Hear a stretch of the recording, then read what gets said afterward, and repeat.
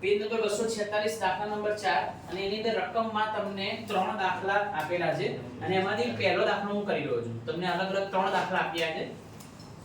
એમાં તમને જે વિગત આપી છે એ વિગત અહીંયા તમે જુઓ કે શું આપી છે તો કે વેચાણ આપ્યું છે તમને 10 લાખ રૂપિયા અને તમને સાથે કાચા નફાની વિગત આપી છે 3 લાખ રૂપિયા અને મથાળામાં વાંચો કે તમને શોધવાનું શું કીધું છે તો કે કાચા નફાનો ગુણોત્તર શોધો. તો સૌથી પહેલા તો તમારે જે કાચા નફાનો ગુણોત્તર શોધવાનું છે તેનું સૂત્ર લગાવજો કે કાચા નફાનો ગુણોત્તર ઇઝ ઇક્વલ ટુ કાચો નફો છેદમાં વેચાણ અને એના ગુણ્યામાં 100. તો તમે જુઓ કે આની અંદર તમને આ બંને વિગત રેડીમેડ આપેલી છે. તમને કાચો નફો જે છે એ બી તમને સીધો છાપીને આપ્યો છે, એ જે તમને 3 લાખ રૂપિયા છાપીને આપ્યો છે.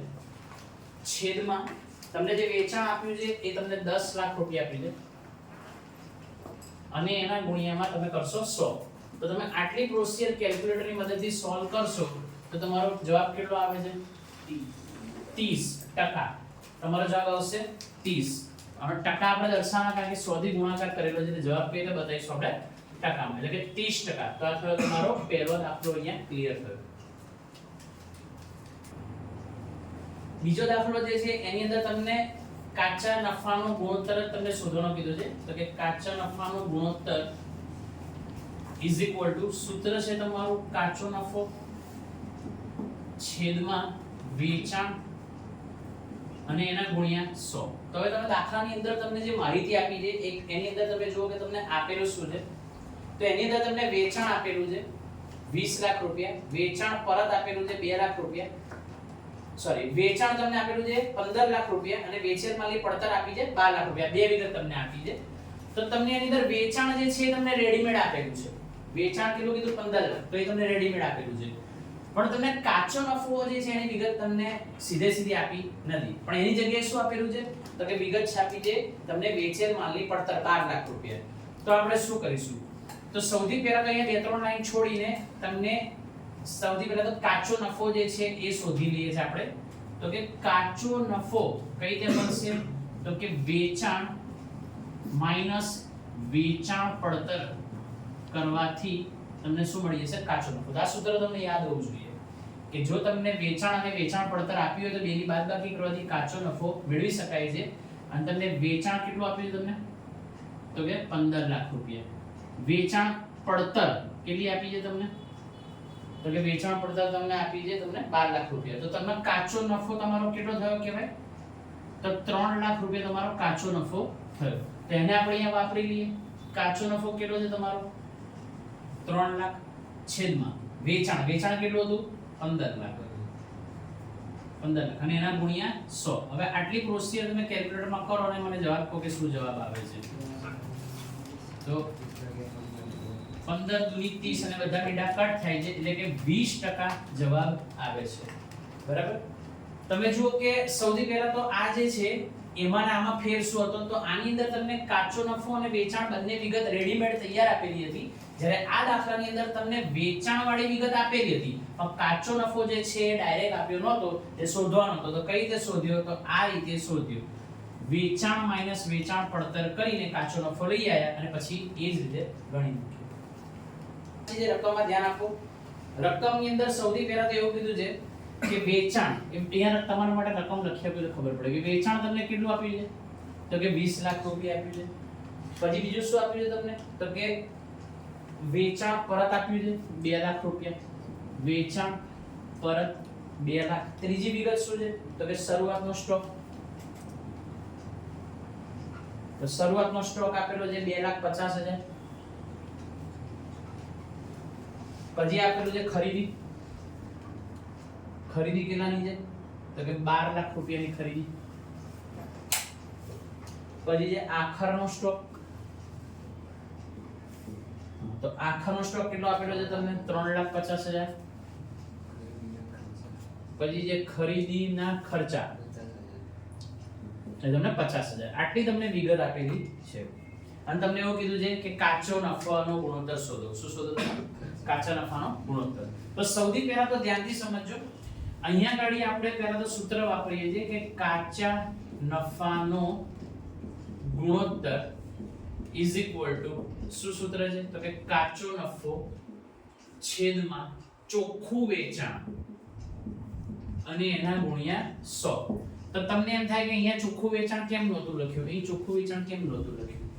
વેચાણ જ્યારે બી શબ્દ હું વાપરીશ આ ચેપ્ટરમાં ત્યારે એ ચોખ્ખું વેચાણ જ સમજવાનું છે. કોઈ બી જગ્યાએ ચેપ્ટરમાં વેચાણ શબ્દ વપરાય એટલે એને ચોખ્ખું વેચાણ જ સમજવાનું. અને ચોખ્ખું વેચાણ શું હોય તો વેચાણ માઈનસ વેચાણ પરત કરવામાં આવે ને. શું કરવામાં આવે? વેચાણ માઈનસ વેચાણ પરત, એટલે એને કહેવાય ચોખ્ખું વેચાણ. આમાંથી એકે દાખલામાં વેચાણ પરત આપી નહોતી એટલે આપણે એવું નહોતું લખ્યું. પણ અહીં તમને વેચાણની જોડે વેચાણ પરત આપેલું છે એટલે તમારે વેચાણ પરત બાદ કરતા ચોખ્ખું વેચાણ કેટલું સમજવાનું છે? તમારે 18 લાખ રૂપિયા સમજવાનું છે. બરાબર છે? એટલે કે કાચો નફો છેદમાં વેચાણ એટલે કે 18 લાખ વાપરીશું અને એના ગુણ્યા 100. તો હવે તમને વેચાણ ખબર છે કે 18 લાખ, ચલો એ બરોબર છે. પણ તમને કાચો નફો નથી ખબર. તો હવે કાચો નફો નથી ખબર તો એના માટેનું સૂત્ર આપણે વાપરીએ કે કાચો નફો ઇઝ ઇક્વલ ટુ, એવું મગજ ચલાવીએ કે વેચાણ માઈનસ વેચેલ માલની પડતર. આપણે માનો કે આવું જેવું આગળના દાખલામાં આપણે કરેલું એવું કરવા પ્રયત્ન કરીએ. કાચો નફો ઇઝ ઇક્વલ ટુ વેચાણ માઈનસ વેચેલ માલની પડતર. તો તમે જો કે આપણી પાસે વેચાણ ખબર છે કે વેચાણ કેટલું છે? 18 લાખ. વેચાણ 18 લાખ ખબર છે. પણ વેચેલ માલની પડતર પાછી ખબર નથી. એટલે આ સ્ટેપ બી અહીંયા રોકાઈ જશે. તો હવે વાત ક્યાં ઊભી રહી તો કે પહેલા વેચેલ માલની પડતર તમે શોધી પછી વાત આગળ વધે. તો એના માટે અહીંયા આગળ ગણતરી કરીએ છે કે વેચેલ માલની પડતર અને એનું મેં તમને શું સૂત્ર આપેલું છે તો એનું સૂત્ર આ રીતે છે કે શરૂઆતનો સ્ટોક પ્લસ ખરીદી વત્તા ખરીદીના ખર્ચા અને માઈનસ કરવાનો હોય છે આખરનો સ્ટોક. તો આ જે સૂત્ર જે મેં લખ્યું ને એ સૂત્ર તમને કમ્પ્લીટ યાદ હોવું જોઈએ. શરૂઆતનો સ્ટોક પ્લસ ખરીદી પ્લસ ખરીદીના ખર્ચા માઈનસ આખર સ્ટોક. આવું કરવાથી તમને વેચેલ માલની પડતર મળશે. તમે જો રકમમાં ધ્યાનથી જોશો ને તો આપણી પાસે બધી વિગત એ લોકોએ આપેલી છે, આપણે એનામાં ફીડ કરવાની છે. તો ચલો શરૂઆતનો સ્ટોક કેટલો છે તમારો? 2,50,000. ખરીદી કેટલાની છે? 12 લાખ રૂપિયાની ખરીદી. ખરીદીના ખર્ચા કેટલા છે? 50,000. 50,000 અને માઈનસ આખરનો સ્ટોક તો 3,50,000. તો ઉપરની 3 વિગત પ્લસ કરો, આ વિગત માઈનસ કરો. 11,50,000. કેટલો જવાબ આવે છે? 11,50,000. કર્યું કેલ્ક્યુલેટરમાં તમે? 11,50,000. ચલો તો હવે આ તમને વેચેલ માલની પડતર જે મળી છે એ વેચેલ માલની પડતરને આપણે અહીં યુઝ કરીશું. એટલે અહીં લખી દઈએ છે આ વિગતને આપણે અહીં યુઝ કરીએ છે. વેચાણ ચોખ્ખું વેચાણ કેટલું છે? 18 લાખ માઈનસ 11,50,000. તો 18 લાખ માઈનસ 11,50,000 કરો 6,50,000. તો 6,50,000. તો આ જે જવાબ આવે તમારો કાચો નફો એને હવે આપણે આપણા સૂત્રમાં વાપરી લઈએ છે. એટલે કે 6,50,000 એના ભાગ્યામાં ચોખ્ખું વેચાણ એટલે કે 18 લાખ અને એના ગુણ્યામાં કરો 100. ધ્યાનથી કરો કેલ્ક્યુલેટરમાં મને જવાબ આપો. 36.11. 36.11%. ચલો દાખલા નંબર 5 પેજ નંબર 247 આવી રીતની વિગત આપી છે. તમને કીધું છે કામગીરી ગુણોત્તર તમે મેળવો. સૌથી પહેલા તો કામગીરી ગુણોત્તર, કામગીરીના બે ગુણોત્તર આવવાના છે, તમારે ધ્યાનથી રીડ કરવાનું. કામગીરી ગુણોત્તર માંગે તો કંઈક અલગ સૂત્ર છે અને કામગીરી નફા ગુણોત્તર માંગે તો કંઈક અલગ સૂત્ર છે. બે વસ્તુ અલગ છે. કામગીરી ગુણોત્તર અને કામગીરી નફા ગુણોત્તર બે અલગ છે. અહીંયા આમાંથી તમને કામગીરી ગુણોત્તર તમને પૂછ્યું છે તો કામગીરી ગુણોત્તરનું પહેલા તો તમને સૂત્ર ખબર હોવી જોઈએ. સૂત્ર આ રીતે છે કે વેચેલ માલની પડતર, જેને મેં ટૂંકમાં વે માં પ લખ્યું છે, વેચેલ માલની પડતર વત્તા જે કામગીરીના ખર્ચા, કામગીરીના ખર્ચા વત્તા જે કામગીરીના ખર્ચા છેદમાં જે તમારું વેચાણ અને એના ગુણ્યા 100. તો આ સૂત્ર સૌથી પહેલા તો આપણને યાદ હોવું જોઈએ. હવે એની અંદર આપણે જોઈશું કે આપણને કઈ વિગત ડાયરેક્ટ આપી છે અને કઈ વિગત આપણે શોધવાની છે. તો તમે ધ્યાનથી જુઓ કે વેચેલ માલની પડતર દેખાય આ રીતે. આ વેચેલ માલની પડતર એ આપણને સીધે સીધી આપી દીધી છે. તો ત્યાં લખી નાખો છો કે વેચેલ માલની પડતર કેટલી છે? તો કે 3,25,000 વત્તા કામગીરીના ખર્ચા. તો હવે તમને અહીંયા ઘણા બધા અલગ અલગ પ્રકારના ખર્ચા આપેલા છે, આખું મોટું લિસ્ટ આપેલું છે. એમાંથી આપણે છૂટા પાડવાના છે, મતલબ કે આપણે એને શોધવાના છે કે કામગીરીના ખર્ચા કેટલા છે એ આપણે એમાંથી ડિસાઈડ કરવાના છે. એમાં કામગીરી, બિનકામગીરી બધા અલગ અલગ પ્રકારના મિક્સ છે, આપણે છૂટા પાડવાના છે અને ત્યાં તો મગજ ચલાવવાનું છે. એટલે એના ત્યાં આપણે બોક્સ બનાવ્યું. વેચાણ. તો તમે જો કે અહીં તમને વેચાણ આપેલું છે, તો કે આ વેચાણની વિગત તમને આપેલી છે 6 લાખ. તો વેચાણ આપ્યું છે 6 લાખ અને એના ગુણ્યામાં છે 100. તો હવે આ દાખલો ક્યાં અટક્યો? આ બે વિગત તો તમને આપી દીધેલી, અહીં દાખલો અહીં અટકે છે. એટલે કે કામગીરીને ખર્ચા તમારે શોધવાના છે. તો હવે એના માટે આપણે અહીંયા થોડીક લાઈન છોડીને અને હવે અહીંયા શોધીશું કે કામગીરીના ખર્ચા એની અંદર કયા કયા ખર્ચનો સમાવેશ થાય છે. તેના માટે હું તમને એક નાનું લિસ્ટ જેવું આપું છું, પછી આપણે એને ચેક કરવા જઈશું કે એમાંની કોઈ વિગત આવતી હોય તો ભરીશું. બરાબર છે? ચલો, તો સૌથી પહેલા તો કામગીરીના ખર્ચની અંદર તમારે ઓફિસ ખર્ચા આવે, બરાબર છે. બીજા જે ખર્ચા આવતા હોય છે એ જે વહીવટી ખર્ચ. કયા ખર્ચ આવશે? વહીવટી ખર્ચ. પછી એની અંદર તમે ઘસારાનો પણ સમાવેશ કરી શકો. શેનો સમાવેશ કરવાનો છે તમારે? ઘસારો. તો ઘસારો પણ એની અંદર આવશે. ઓફિસ, વહીવટી, ઘસારો પ્લસ વેચાણ વિતરણના ખર્ચા. વેચાણ વિતરણના ખર્ચા. અને એની અંદર તમારે જો મજૂરી આપી હોય કે ઉત્પાદન ખર્ચ આપ્યા હોય તો એને પણ તમે એમાં સમાવેશ કરી શકો. બરાબર છે? આટલા સિવાયની અન્ય કોઈ પણ વિગત તમારે આપી હોય તો ઇગ્નોર મારવી પડશે. તો હવે આ એક લિસ્ટ પહેલા તો તમને ગોખો હોય તો ગોખી શકાય, યાદ રાખી શકાય. આમાં ફિટ કરવા ટ્રાય કરીએ છીએ, જોતા જે એક એક વિગત જોતો જઈશ, આવશે તો મૂકીશું, નહીં આવશે તો હટાવી દઈશ એને. તો સૌથી પહેલા તો જો બિન કામગીરી ખર્ચા. હું કયા ખર્ચાની વાત કરી રહ્યો છું? કામગીરી. તો તેનું ઊંધું બોલી રહ્યા છે, બિન કામગીરી ખર્ચા. તો આ નહીં આવે, આને હું ઇગ્નોર કરીશ. આગળ વધીએ ઘસારો. તો જો મેં તમને એવું કીધું કે ઘસારો હોય તો લેવો પડે, તો ઘસારો કેટલાનો છે? 48,000. મતલબ કે મેં ઘસારાની વિગત લીધી. પછી છે વહીવટી ખર્ચા. બરાબર છે? તો વહીવટી ખર્ચા જે છે એ પણ આપણે અહીંયા લખી શકીશું. કેટલા? 75,000.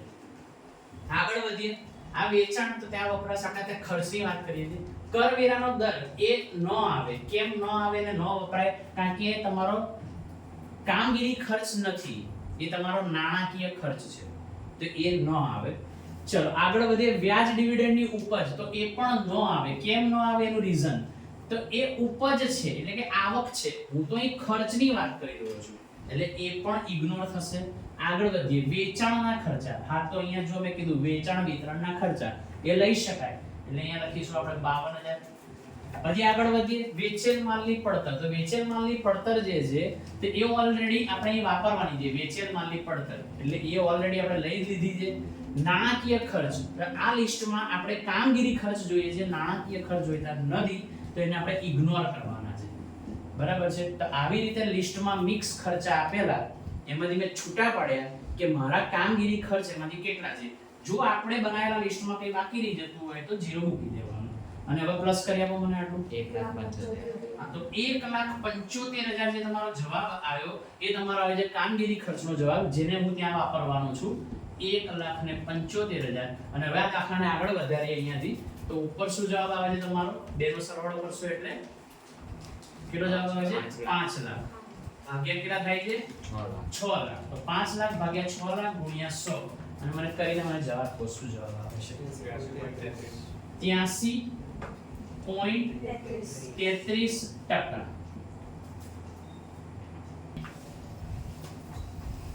ચલો દાખલા નંબર 6, પેજ નંબર 247. રકમ તમને આવી રીતે આખું લિસ્ટ આપેલું છે, બધી વિગતો આપી છે અને તમને આની અંદર બે વસ્તુ શોધવાની કીધી છે. આની આગળના દાખલામાં તમને એક વસ્તુ શોધવાની કીધી, એ તો શોધવાની જ છે. એ તમારે શું શોધવાની છે? તો કે કામગીરી ગુણોત્તર. અને બીજી વસ્તુ જોડે શોધવાની છે કામગીરી નફા ગુણોત્તર. તો સૌથી પહેલા તો કામગીરી ગુણોત્તર પર જ આપણે વાત કરીશું. કામગીરી ગુણોત્તર જે છે એનું સૂત્ર શું છે? તો એ સૂત્ર આ રીતે છે: વેચેલ માલની પડતર વત્તા કામગીરીના ખર્ચા છેદમાં છે તમારું વેચાણ અને એના ગુણ્યામાં છે 100. તો સૌથી પહેલા તો તમારે સૂત્ર યાદ હોવું જોઈએ. આ રીતે લખી નાખવાનું સૂત્ર. હવે આની અંદર જોઈએ કે પહેલા જે આપી જે વિગતે ભરીએ ન આપી હોય તેના માટે વેટ કરીશું શોધી સોલકથી વેચેલ માલની પડતર તો તમે જો કે વેચેલ માલની પડતર તમને કેટલી આપેલી છે આ રીતે તો વેચેલ માલની પડતર તમને આપેલી છે 25 લાખ રૂપિયા વત્તા કામગીરીના ખર્ચા હવે તમે જોશો તો અહીંયા ઢગલાબંધ લિસ્ટ આપેલું છે ખર્ચ અને આવક ને બધી જાત જાતની વિગતો લખી છે એમાંથી આપણે છૂટું પાડવાનું છે કે કામગીરીના ખર્ચ કેટલા છે તો એનામાં આપણે અલગથી શોધવું પડશે છેદમાં વેચાણ તો તમે જુઓ કે વેચાણ આપેલું છે તો કે આ રહ્યું વેચાણ તો વેચાણ તમને કેટલું આપેલું છે 39 લાખ રૂપિયા અને એના ગુણ્યામાં છે 100 તો હવે જ્યાં સુધી આપણે આ કામગીરીના ખર્ચનું લિસ્ટ ગેટિંગ નહીં કરીએ ત્યાં સુધી દાખલો અહીંથી આગળ ના વધી શકે અહીં જગ્યા છોડીએ છે અને હવે મેઇન ટોપિક પર આવીએ છીએ કે કામગીરીના ખર્ચા એની અંદર આપણે કઈ કઈ વિગતનો સમાવેશ કરી શકીએ છીએ તો મેં તમને એના માટેનું લિસ્ટ આપેલું છે લિસ્ટ યાદ કરીએ તો એની અંદર કીધેલું છે આપણે એક તો ઓફિસના ખર્ચા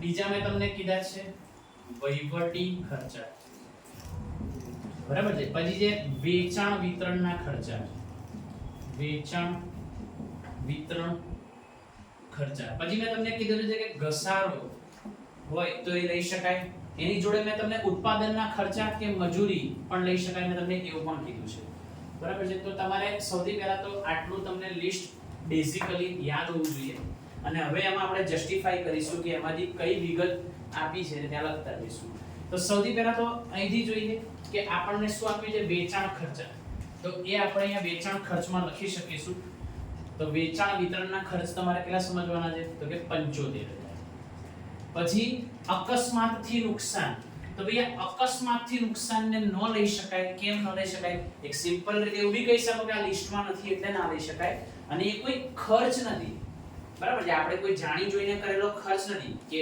ઓફિસ ચલાવવા માટે કરેલો કોઈ ખર્ચ નહીં કામગીરી માટેનો ખર્ચ નહીં તો નુકસાન છે એને આમાં ના લઈ શકાય પછી અહીંયા ઘસારા સહિતના ખર્ચા તો આપણા માટે શબ્દ આવી ગયો ઘસારો મેં તમને અહીંયા ઘસારો કીધો છે તો ઘસારા સહિતના ખર્ચા લઈ શકાય 50000 રૂપિયા ત્યાં ગાડી મજૂરી તો આપણે મજૂરી બી આ લિસ્ટમાં ઓલરેડી તમને યાદ રખાઈ છે 2 લાખ રૂપિયાની મજૂરી પછી વહીવટી ખર્ચા તો વહીવટી ખર્ચ બી અહીંયા તમે લઈ શકશો 1,75,000 લોનનું વ્યાજ જોજો કે આ લોનનું વ્યાજ પર ચેકડો મારું છું કેમ એ ના લઈ શકાય કારણ કે એ નાણાકીય ખર્ચ છે પૈસાની બાબત છે તમે ક્યાંકથી લોન લીધેલી અને એની પર વ્યાજ ચૂકવવું પડ્યું તો એ તો નાણાકીય ખર્ચ છે એ કોઈ ઓફિસ ચલાવવા માટેનો કે ધંધો આગળ વધારવા માટેનો રૂટીન એક્સપેન્સ નથી બરાબર છે એટલે ના લઈ શકાય એ નાણાકીય ખર્ચ છે રોકાણો પર મળેલ ડિવિડન્ડ આ બી ન લઈ શકાય કારણ કે તો આવક છે જો મળેલ શબ્દ પર મેં રાઉન્ડ કર્યું એ શું છે આવક આપણે અહીંયા શું લખીએ છીએ ખર્ચ એટલે એ બી ન લઈ શકાય કરવેરાનો દર એને પણ આપણે લઈ ન શકીએ કેમ કારણ કે નાણાકીય ખર્ચ છે કરવેરાનો દર જે છે એને બી ઇગ્નોર કરીશું કેમ ઇગ્નોર કરીશું કારણ કે એ પણ નાણાકીય ખર્ચ છે તો હવે આપણી પાસે જે વિગત આવી રહી છે આટલી વિગત છે જેનો સરવાળો મને કરી આપો 5 લાખ કેટલો 5 લાખ તો 5 લાખ જે આવી રહ્યું છે તમારા કામગીરી ખર્ચ આવી રહ્યા છે જેને અહીંયા રાહ જોતો તો એ લિસ્ટમાં આપણે ફિલ અપ કરીશું તો અહીં 5 લાખ અને હવે અહીંથી દાખલો આગળ વધી શકે 5 લાખ વત્તા 2,50,000 સોરી 25 લાખ વત્તા 5 લાખ એટલે કે 30 લાખ તો 30 લાખ એના ભાગ્યામાં 39 લાખ અને એના ગુણ્યામાં 100 બોલો શું જવાબ આવે છે 76.92% તો આ તમારો પહેલો જવાબ આવી ગયો છે હવે તમે જુઓ કે બીજો જવાબ આની અંદર માંગ્યો છે તમે રકમમાં ધ્યાનથી જોશો ને તો તમને બીજો જવાબ બી માંગ્યો છે શું માંગ્યો છે એ અત્યારે સોલ્વ કરી દઈએ છે તમને માંગ્યો છે કામગીરી નફા ગુણોત્તર બી શોધી આપો શું માંગ્યો છે કામગીરી નફા ગુણોત્તર તો જો અહીંયા શોધીને બતાવું છું બીજો ટોપિક કામગીરી નફા ગુણોત્તર જ્યારે બી માંગે ત્યારે તમારે શું કરવાનું તો કે 100% માંથી તમારો આ કામગીરી ગુણોત્તરનો જે જવાબ આવ્યો છે એને બાદ કરી દેવાનો તો તમે 100% માઈનસ કામગીરી ગુણોત્તર આવું સૂત્ર છે એનું જે તમારે યાદ રાખવાનું છે 100% માઈનસ કામગીરી ગુણોત્તર એટલે કે 100 માઈનસ તમારે કેટલા કરવાના છે તમારા તો કે 76.92 જેને તમારે મારી બાદ કરવાના છે કરો બાદ બાકી અને મને કહો શું જવાબ આવે 23 0.08%. તો ખાલી આટલું એક જ સ્ટેપ એમાં ઉમેરાય છે. જ્યારે તમને કામગીરી નફા ગુણોત્તર અલગથી માંગે તો 100 માંથી કામગીરી ગુણોત્તર બાદ કરી દેવાનો, એ જવાબ આવી જાય.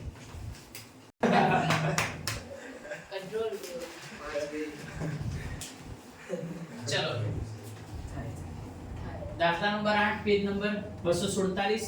તમને આવી રીતે બધી વિગતો આપી છે અને એ વિગતની અંદર તમને ધ્યાનથી જોશો તો ઘણી બધી મિલકતો દેખાઈ રહી છે અને ઘણા બધા તમને દેવા પણ દેખાઈ રહ્યા છે અને એનો આખું લિસ્ટ આપ્યું છે. હવે સૌથી પહેલા તો દાખલાના મથાળામાં તમે જોશો તો બે ગુણોત્તર આપણને શોધવાના કીધા છે. એક છે ચાલુ ગુણોત્તર શોધવાનો કીધો છે અને બીજો જે શોધવાનો કીધો છે આપણને પ્રવાહી ગુણોત્તર શોધવાનો કીધો છે. આ દાખલામાં બે ગુણોત્તર શોધવાના કીધા છે. તો સૌથી પહેલા તો એમાંથી આપણે જે વાત કરીએ છીએ એ હું તમને ચાલુ ગુણોત્તર વિશે સમજાવું છું કે તમે ચાલુ ગુણોત્તર જે છે એનું સૂત્ર શું છે. તો એનું સૂત્ર કંઈક આ રીતે છે કે ચાલુ મિલકતો છેદમાં ચાલુ દેવા, આવું સૂત્ર છે. ચાલુ મિલકત છેદમાં ચાલુ દેવા આવું સૂત્ર છે અને એની અંદરથી આપણે છૂટી પાડવી પડશે. મિલકતોને આપણે શું કરવી પડશે? ચાલુ મિલકત અને સ્થિર મિલકત બધી ભેગી જેમાંથી આપણે એને છૂટી પાડવી પડશે. તો કઈ રીતે છૂટી પડે છે જરા ધ્યાનથી સમજી લો. તમારે એક આવું નાનું ટેબલ જેવું એમને બનાવી આપવાનું છે અને એ જે ટેબલ જે છે એની અંદર આપણે ટેબલ થોડું પાકા સરળિયા જેવું લુક આપ્યો છે. તો આ બાજુ આપણે દેવા રાખ્યા છે, દેવાની જવાબદારીઓ, પણ અહીંયા લખીશું ચાલુ દેવા અને આ બાજુ આપણે લખીશું ચાલુ મિલકતો. બરાબર છે? તો આવું એક ટેબલ આપણે બનાવી રહ્યા છે અને એનું ટાઇટલ ની અંદર તમારે લખવાનું છે કે લિસ્ટ ચાલુ દેવા અને મિલકત નું લિસ્ટ. ચાલુ દેવા અને ચાલુ મિલકત, હા, ચાલુ દેવા અને ચાલુ મિલકત નું લિસ્ટ એટલે આ એક લિસ્ટ છે. આ કોઈ પાકું સરવૈયું નથી. ભલેનો લુક પાકા સરવૈયા જેવો મેં આપ્યો છે પણ કોઈ પાકું સરવૈયું નથી. બરાબર છે? એટલે એવી અપેક્ષા ના રાખતા કે બે બાજુનો સરવાળો સરખો થાય. આપણે એક લિસ્ટ બનાવી રહ્યા છે. ચલો તો હવે એને અહીંથી સમજતા જઈએ, અહીંયા ફિટ કરતા જઈએ. તો જે સ્ટોક જે છે તો સ્ટોક એ ચાલુ મિલકત કહેવાય એટલે એને મિલકતના લિસ્ટમાં મૂકું છું. સ્ટોક કેટલાનો છે તમારો? તો કે 3 લાખ રૂપિયા. પછી આ દેવાદાર આપ્યા છે. તો દેવાદાર શું કહેવાય? તો દેવાદાર ચાલુ મિલકત કહેવાય. પણ એમાં એક આઈએમપી પોઈન્ટ છુપાયેલો છે. યાદ રાખજો કે જ્યારે બી તમે દેવાદાર લખો ને એ દેવાદારો માઈનસ ગાલખાદ અનામત કરીને જ લખવાનું. શું કરીને લખવાનું? દેવાદાર માઈનસ ગાલખાદ અનામત. It is compulsory. તમારે યાદ રાખવાનું છે. તો તમારા દેવાદાર આપેલા છે કેટલાના છે? તો કે 2,50,000 ના દેવાદાર છે અને ગાલખાદ અનામત જો આ રહી આપેલી છે ને, કોઈક વાર આપશે કોઈક વાર નહીં બી આપે, પણ આપણે યાદ રાખવાનું કે એમાંથી બાદ કરવી પડે. 2,30,000. હા, બહાર જશે 2,30,000. આગળ વધીએ. રોકડ અને રોકડ સમકક્ષ છે બી ચાલુ મિલકત કહેવાય. તેને લિસ્ટમાં એડ કરો. રોકડ છે 1,20,000. ફર્નિચર ન આવે ભાઈ. કેમ ન આવે? કારણ કે એ સ્થિર મિલકત છે, એ ચાલુ મિલકત નથી એટલે ન આવે. દેવી હુંડી. તો દેવી હુંડી એ ચાલુ દેવા છે એટલે એને ચાલુ દેવા બાજુ મૂકીએ છે. દેવી હુંડી 60,000. પછી ટૂંકા ગાળાની લોન. ભઈ આ ટૂંકા ગાળા શબ્દ જે છે એ બતાવે છે કે આ ચાલુ દેવું છે, ચાલુ દેવા, ટૂંકા ગાળાની લોન. તો અહીંયા આપણે મૂકીશું ટૂંકા ગાળાની લોન અને એના રૂપિયા કેટલા છે? તો કે 40,000. ચલો પછી લેણી હુંડી. તો એ તમારી ચાલુ મિલકત છે તો એને મિલકત બાજુએ મૂકીશું. લેણી હુંડી 75,000. પછી અગાઉથી ચૂકવેલ ખર્ચા. તો એ પણ આપણી શું છે? તો કે ચાલુ મિલકત છે. તો અગાઉથી ચૂકવેલા ખર્ચા કેટલાના? 60,000. પછી લેણદારો. તો લેણદાર એ તમારું ચાલુ દેવું કહેવાય એટલે અહીં મૂકીશું લેણદારો ચાલુ દેવામાં 2 લાખ રૂપિયા. પછી ખર્ચા ચૂકવવાના બાકી. તો એ પણ ચાલુ દેવું કહેવાય છે. અહીં મૂકીશું ખર્ચા ચૂકવવાના બાકી. કેટલા છે? 50,000. તો સૌથી પહેલા તો આપણે એનો સરવાળો કરી જોઈએ. તો 3,50,000. કઈ બાજુનો સરવાળો કીધો? દેવા. તો દેવા તો તમારે ચાલુ દેવા આવે છે 3,50,000 અને મિલકતનો સરવાળો કરી આપો 7,85,000. બરાબર છે? તો આ આપણી પાસે બંને જે જવાબ આયા છે એને આપણે આપણા સૂત્રમાં ફિટ કરવાના છે. તો અહીં જવાબ આવે છે 7,85,000. એટલે કે ચાલુ મિલકતો એટલે કે આ કુલ ચાલુ મિલકતો એને મેં ઉપર મૂકી દીધી અને આ કુલ ચાલુ દેવા એને સૂત્રમાં મૂકી દઈએ છે 3,50,000. અને હવે આપણે કટ કરીએ છીએ. તો જો અહીંયા 3 મીંડા કટ, અહીંયા 3 મીંડા કટ. તો શું દેખાય આપણને? 785 ભાગ્યા 350. હવે આનો જવાબ આપણે જેમમાં લખવાનો છે, ટકામાં લખવાનો નથી. કેમ? કારણ કે ગુણ્યા 100 નથી. આ સૂત્રમાં અહીંયા ગુણ્યા 100 નથી આવતું. તો જેમમાં જવાબ લખવાનો. તો તમે ભાગાકાર કરી આપો. 785 ભાગ્યા 350 કરી આપો મને. હા, તો 2.24 જેમ 1 એવું લખી નાખવાનું. મતલબ કે તમે 350 નો ઘડિયો ચડાવ્યો તો 350 એટલે 350 અને ઉપર તમારે ભાગાકાર કરવાથી બચે છે 2.24. તો 2.24 જેમ 1 એવી રીતે તમારે જવાબ બતાવવાનો. બરાબર? ચલો હવે આપણા આ પહેલો આન્સર મળ્યો. અહીંથી આગળ વાત કરીએ તો તમને બીજો જવાબ તમને માંગ્યો છે પ્રવાહી ગુણોત્તર. શું માંગ્યું તમારી જોડે? પ્રવાહી ગુણોત્તર. તો એનું સૂત્ર બી થોડું આના જેવું જ છે. એમાં પ્રવાહી મિલકત છેદમાં પ્રવાહી દેવા કરવાના છે. તો પ્રવાહી મિલકત છેદમાં પ્રવાહી દેવા આવું કરવાનું છે. તો હવે તમારે પ્રવાહી મિલકત અને પ્રવાહી દેવા લાવવાના ક્યાંથી? તો તમારે આ જે તમારી જે ચાલુ મિલકત જે છે એ ચાલુ મિલકતમાંથી તમે બે વસ્તુ જ્યારે માઈનસ કરશો ને એટલે તમારી પ્રવાહી મિલકતમાં કન્વર્ટ થઈ જશે. પણ કઈ બે વસ્તુ છે જરા ધ્યાનથી સમજો. એક તો વસ્તુ છે તમારી સ્ટોક, બરાબર છે? એટલે એમાંથી તમારે સ્ટોક બાદ કરવાનો છે જે 3 લાખ રૂપિયાનો છે. અને બીજું શું બાદ કરવાનું છે જરા ધ્યાનથી જોજો. એ જે અગાઉથી ચૂકવેલા ખર્ચા, બરાબર છે? તો માઈનસ કરીશું અગાઉથી ચૂકવેલા ખર્ચા. અને એ કેટલા રૂપિયા છે તમારા? તો કે 60,000. તો આમાંથી આ બંને વિગત તમે બાદ કરશો તો 4,25,000 જે જવાબ આવે છે એ તમારી આવી ગઈ પ્રવાહી મિલકત. શું આવી ગયા? પ્રવાહી મિલકત. અને તમને પ્રવાહી દેવાની વાત કરીએ. ચલો પ્રવાહી મિલકત એટલે આ ટોપિક તો ઉપરનો ટોપિક તો મળી ગયો. તો પ્રવાહી દેવા ક્યાંથી લઈશું? તો પ્રવાહી દેવામાં કોઈ જ મગજ નથી ચલાવવાનું. આ જે છે એ જ તમારા પ્રવાહી દેવા હોય, બરાબર છે? એમાં કોઈ ચેન્જ ના થાય. આ જે છે એ જ શું હશે? તમારા પ્રવાહી દેવા. અને આ પ્રવાહી મિલકતને પ્રવાહી દેવાને આપણે ત્યાં ફીડ કરીએ છે એટલે ઉપર થશે 4,25,000 ભાગ્યામાં થશે તમારા કેટલા છે? તો કે 3,50,000. અને મીંડા કટ કરો. ચલો તો 4 મીંડા અહીં કટ, સોરી 3 મીંડા કટ થાય તો 3 કરો. 3 મીંડા અહીં કટ, 3 મીંડા અહીં કટ. 425 ભાગ્યા 350. તો 350 નો ઘડિયો ચલાવો. ચલો 350 એકા 350 ઉપર ભાગાકાર કરી આપો મને. 425 ભાગ્યા 350 કરો 1.21. તો જવાબ આવે છે 1.21 જેમ 1. આ થઈ ગયું તમારું પ્રવાહી. 1.22 1.22 કરી દઈએ. પાછા 5 થી વધારે 1.22